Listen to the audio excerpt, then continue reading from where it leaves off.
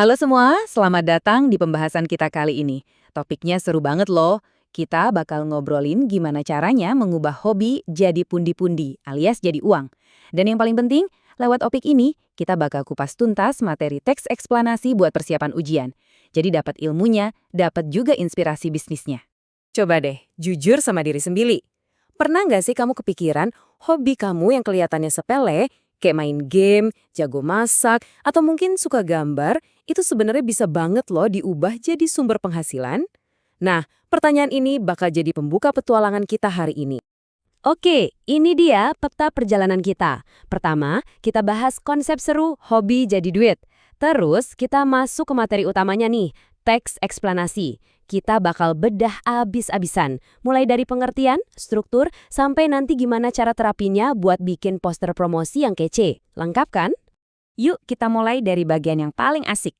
Coba bayangin, kegiatan yang kamu suka banget, entah itu memasak, main game, sampai desain grafis, itu bukan cuma buat seneng-seneng aja. Kalau kita seriusin, hobi itu punya nilai jual loh. Ada potensi besar buat jadi bisnis beneran loh. Nah, ini dia jembatannya. Proses saat kamu ngejelasin gimana sih caranya hobi ini bisa menghasilkan uang, secara runtut, logis, dan berdasarkan fakta, itulah inti dari teks eksplanasi. Jadi, ini bukan sekedar teori di buku paket, tapi keahlian yang berguna banget di dunia nyata. Oke, sekarang kita masuk ke jantung pembahasannya, teks eksplanasi. Sebenarnya, apa sih teks ini? Apa yang bikin dia beda dari teks lainnya? Tenang, kita bakal bedah sampai ke akar-akarnya. Nah, ini dia definisi formalnya yang perlu kamu pahami. Teks eksplanasi itu tujuannya cuma satu, ngejelasin sebuah proses atau fenomena. Fokusnya itu pada pertanyaan mengapa dan bagaimana sesuatu bisa terjadi. Ingat ya, teks ini bukan buat ngebujuk atau pamer opini, tapi murni buat ngasih pemahaman.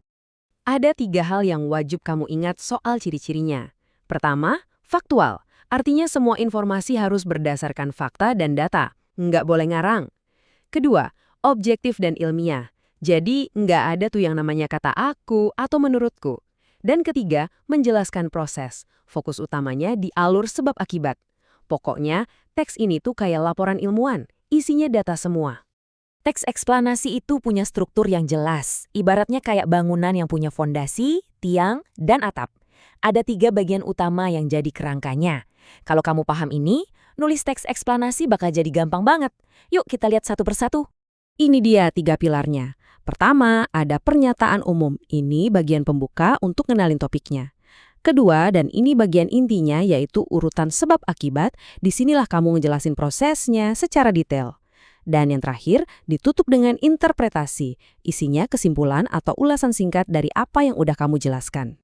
Nah, ini dia bumbu rahasia di bagian sebab akibat, yaitu konjungsi kausalitas. Gampangnya, ini tuh kata-kata penghubung kayak karena, sebab, sehingga, atau oleh karena itu. Kata-kata ini penting banget buat jadi lem yang nyambungin satu kalimat ke kalimat berikutnya secara logis. Tanpa ini, penjelasanmu bisa jadi nggak nyambung. Oke, teori cukup. Sekarang kita praktek. Gimana caranya kita menerapkan teks eksplanasi ini dalam kehidupan nyata? Gampang. Coba deh kita jelaskan langkah-langkah memulai bisnis dari hobi. Nah, itu contoh teks eksplanasi yang aplikatif banget. Kelihatan kan polanya? Ini tuh sebuah proses, sebuah urutan sebab akibat yang jelas. Kamu harus riset pasar karena hasilnya akan menentukan siapa targetmu. Kamu perlu membuat rencana bisnis sehingga usahamu punya arah yang jelas. Wah, ini kan persis banget sama struktur teks eksplanasi yang barusan kita pelajari. Oke, bisnis udah direncanain, sekarang gimana cara orang lain tahu? Ya promosi dong. Salah satu cara paling umum dan efektif itu lewat poster. Percaya nggak, poster yang bagus itu pada dasarnya adalah teks eksplanasi dalam bentuk visual. Pesannya harus jelas, padat, dan sampai ke tujuan. Ini nih, kriteria poster yang juara. Mirip kan sama teks eksplanasi? Harus informatif dan faktual. Tapi, lihat poin terakhir yang ditebelin. Ini krusial banget.